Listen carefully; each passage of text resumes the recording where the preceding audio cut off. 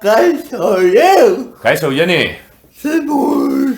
Oso ongi, pozik hemen zurekin elkartu izateagatik, Iruñatik etorri naiz baintxe, zurekin egotera, eta ez jarri galdera zailak, Lagunen egiteko elkarri zuketa da, gainera ni horiek etortzeko gogo handiak esan dituen eta iritsi da eguna. Hementxe gaude, ni ere pozik nago, bai, zurekin egoteagatik. Jeu, zu jaio zinen nik maite dudan herri batean Lezaran. Lizarran, bai. Lezaran Iruñan bizitzea okrezioan nago eta nola hasi zinen futbol munduan. Bai, bueno, ni Lizarran bizi izan du nintzen 17 urte arte, eta Lizarran bizi nintzenez, Lizarrako ikastolan ikasketak egin dituen. Eta 10 urtekin hasi nintzen Lizarra ikastolako futbol taldean, lagunekin, bai? Berandu sama, zenbakizu orain gaur egun aurrak eta hasten diela 5 urtek. Gazte, bai. Eta nire kasuan nahiko berandu hasi nintzen, 10 urte nituela. Lizarrako ikastolako taldean, gero badago beste klub bat Esteia izenekoa, gero saltoa eman nuen juvenietan Izarrara, Izarra da Lizarrako beste talde bat, eta han gauzak ongi egin nituen, Osasuna fijatu zen, eta 17 urtekin ja joan nintzen Osasuna orezko mailara juvenietan, Iruñara. Esan duzu 17 urte berandu dela futbolean azteko, baina berandu izan nagoen begirazte errepidea egin duzun, ez? Bai, 11 urte nitula, gogoratzen naiz ere Osasunak dei egin zidala. Baina nik nahiago nun Lizarrako klaseko lagunekin eta jolastu, ulertzen, erosoago nengo. Eta orduan nire gurasoek ikusi zuten hori zela nire nahia eta respetatu zidaten, oso pozik nago horregatik.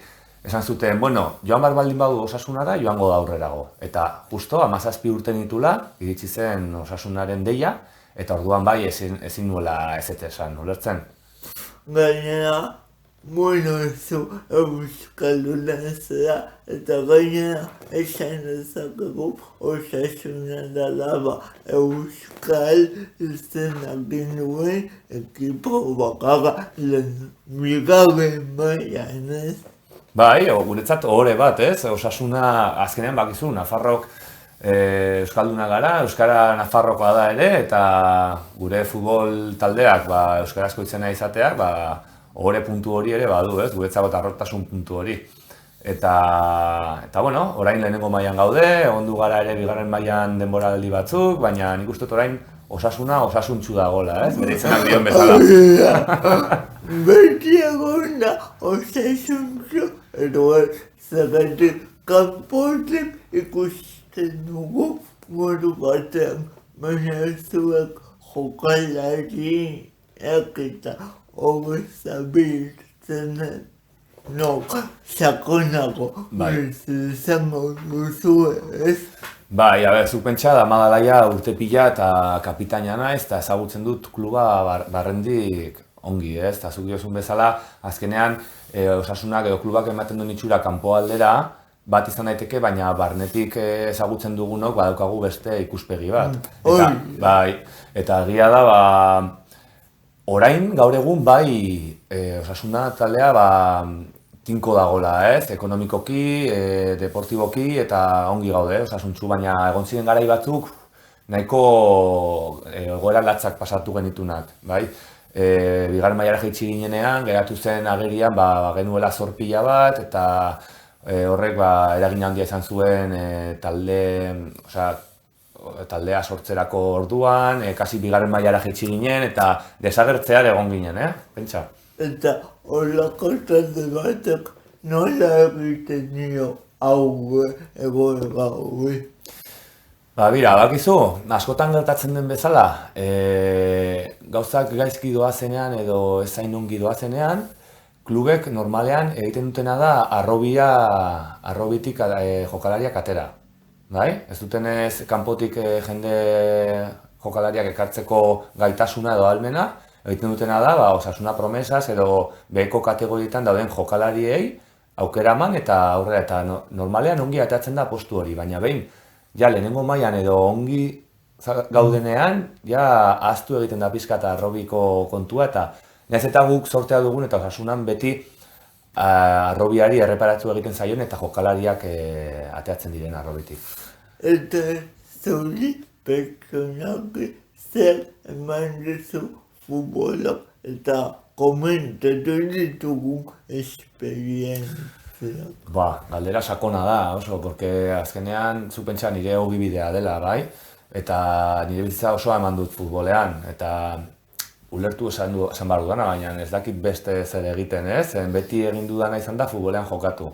Eta futbolean entrenatu eta lagun pila batekin partekatu aldagela, eta eman didana da, azkenean kirolak osasuntsu egotea ematen dizu, gorputza zaintzea, horrek esan nahi du ere burua ere orekatua izatea, psikologikoki oso garrantzitsua da, eta gero ere taldean balore asko uztartzen dira, bai. Laguntasuna, ez dakit, azkenean laguntzea gaizki pasatzen ari denari taldean, kapitain bezala gainera ere ejemplua izan behar naiz, eta egunero nire eguneko eguna eman behar dut, eta ez dakit talde lana da, ez? Eta talde lan horretan zaindu behar dira detaile asko, eta polita da alde horretatik. Jokalarien kasuan, baina kapitain batentzat oso nekagarria izango da. Bai, baina pentsa nik gustoko dut paper hori, bai. Niri gustatzen zait kapitain papera, zeren ni baikorra naiz, positiboa, jarrera positiboarekin eta aktiboarekin, eta beti pentsatzen dut, ez naiz individualista baizik eta taldean, pentsatzen dut, azkenean, zu pentsa gauzak ongi funtzionatzeko, taldeak ongi egon behar du. Orduan, nik nahiago dut besteak zaindu, azkenean horrek egin behar duelako ni ongi egotea ulertzen. Jokalariak eduki ditugu kanalean, baina ez kapitain bat, orduan galdetuko dizut gauza bera, baina kapitainaren kasuan. Zer eduki behar du kontutan kapitainak, behin zelaira irten da. Mira, zelaira irten da, azkenean kapitainak izan behar du entrenatzailearen besoa bezala, zelaian. Entrenatzaileak badauka jokatzeko modu bat eta taldeari esaten dio ze estrategia edo taktika edo mota erabili behar duen, ez? Orduan, kapitainak ere jakin behar du taktikoki azkarra izan behar du eta ulertu behar du futbola ongi, gero antolatzeko jokalariak zelaian gaudenean, ulertzen? Eta animoak emateko edo behar denean hitz potente batzuk botatzea jendea aktibatzeko eta esnatzeko ere, eta holako gauzak. Gero arbitroarekin ere noski hizketaldiak izateko, gauzak lasaitzeko, baretzeko eta holako gauzak egiten ditut bai. Zer da baloia zuretzat? Zer da, barkatu? Baloia. Zer den? Bai. Nik pentsa, bai.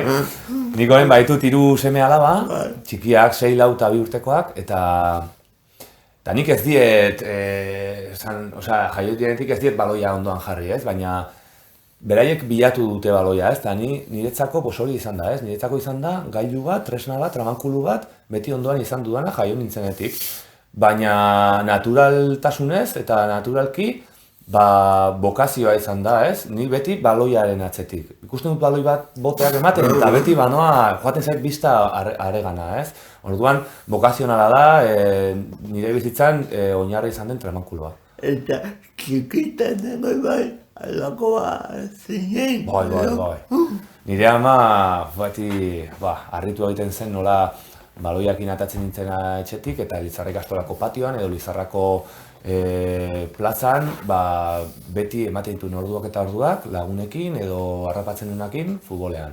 Eta, nire ama kriston bronka botatzen zizkian, zen prakak, hautsitak, zuloak, zapatillak ere 3 hilabetean behin hautsita, berriak erosi beharra, eta hola ibiltzen ginen. Baina batak zure ama meritoa asko duen, emakumea dela zabatu okrez banago anamatela, eta Segoviaga bega, eta gainera euskara ahoan.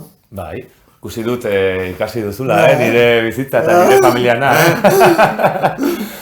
Bai, jo, eta oso harro nago, zen niretzako eredu bada ulertzen, eta jende askorentzako ere eredu bat izan liteke, zen, pentsa, beraz 8 urtekin etorri izan bizitzera Segoviako herri txiki batetatik, eta euskararekin ez zuen harremanik bat ere, orduan, eta magisteritza ikasi zuela ezagutu zuen nire aita, eta nire aita lesakarra da.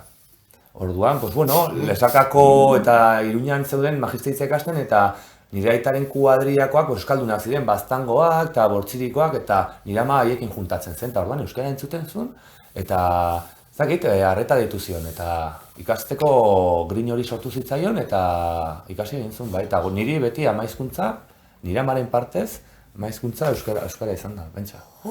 Eta gainera, bortzirikoa, ez dela batua edo... Bai, nire amaena batua da. Nire aitarena baitela Goi Nafarrera delako lesakarra, baina nire amak... batzutan ere sartzen ditu hitz batzuk, bai. Futbola azebatera utzeta beste talde batera pasako gara, hemen hori zipatuta geldituko da ere, baina talde bat aipatuko zure taldea da, baina beste zentzu batean zer eta zuretzako berritxarrak. Bai, joan. Niretzako izan da musika ulertzeko eta bizitza ulertzeko modu bat ere, zen berritxarraken musikaz gain, nik arreta handia jartzen nion berritxarrakek letretan bidali nahi zuen mezuari, ez? Gorkak. Bai, gorkak hori da. Eta oso sakonak dira letrak, eta zer pentsa ematen dizun letrak dira, eta sentimentu bat azken finean. Eta nekemen egiten ditugu galdera esperimentalak, ezakiko gustatzen gauzak banatzea, gaur egungo gizatea oso banatuta da. Hola, uste dugu, edakit zuk zer uste duzu, baina... Bira, bai, galdera sakona ere hori, eta gustatzen zaite horako galderak jasotzea. Zakit, gaude momentu berezi batean, ez? Gizarteak, orain ere bizi dugun osasun krisi honekin ere, nik uste dut zer pentsa eman diola jendeari, ez? Buruan zerbaitek eragin diola eta hausnarketa egiteko momentu batean gaude. Oso azkar doan gizarte batean bizi gara eta igual pixkat frenatzeko momentuare iritsi da, ez? Natura zaintzekoa eta batez ere, ezakit, gatazkak alde batera utzi eta kooperatibismoa eta maitasuna lantzeko ordua da, ez? Guztiok gara berdinak, guztiok maitatu behar dugu elkarren artean eta azken finean denok gara bat. Nik uste falta dela empatia pixkat gizateagetiko. Bai, empatia, nik uste dut jendearen funtzionamentua oso individuala dela, ez? Eta horregatik esaten ezun kooperatibismoa, lagundu bestea, ezakit ulertzen, eta orduan azkenean maitasun gehiago, banatu, denak garelako iguala, denak gara berdinak, denak gara bat, eta espiritu hori baldin badaukazu, azkenean, empatia gehiago daukazu, batean. Nengo dutu nenezu, se me ha ido la olla.